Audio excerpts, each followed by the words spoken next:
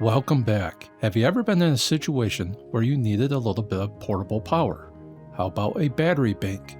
Today we're going to look at the 150 watt battery inverter from Ryobi, which is part of their 18+1 system. Royce is back to make sure I keep this short and simple so he can get back to playing catch. The inverter is pretty straightforward. While limited to 150 watts, one can access it through the use of the single 120 volt outlet or the two USB ports. With the use of the many 18 volt batteries, the inverter slides on top, clicking into place. On top is a push button that serves as an on-off switch, as well as a reset switch in the event the circuit is tripped.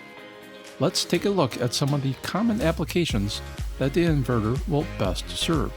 A light, such as a lamp, is a good possibility during power outages. As you can see, there's no problem running a common house lamp, especially with an LED bulb. How about a fan?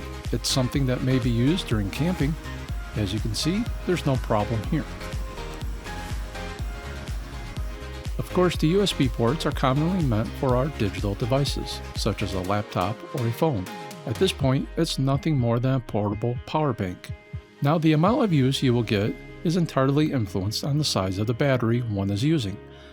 Obviously, the more amp hours the battery has will allow for more use.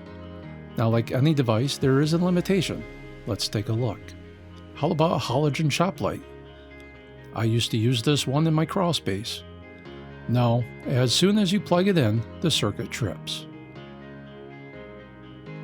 When the power's out and you want to watch a movie? Not with this small inverter. While the TV will turn on, the inverter will also trip.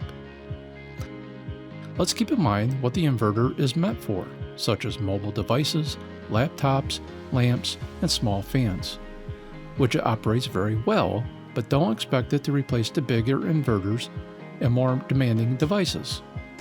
Perhaps the weakest feature of the inverter is the onboard light.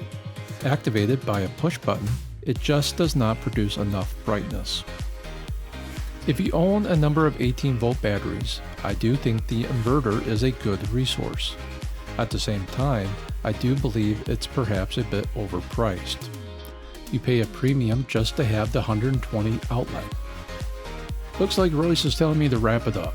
So that will do it for this time. Thanks for watching. A thumbs up is appreciated. Take care.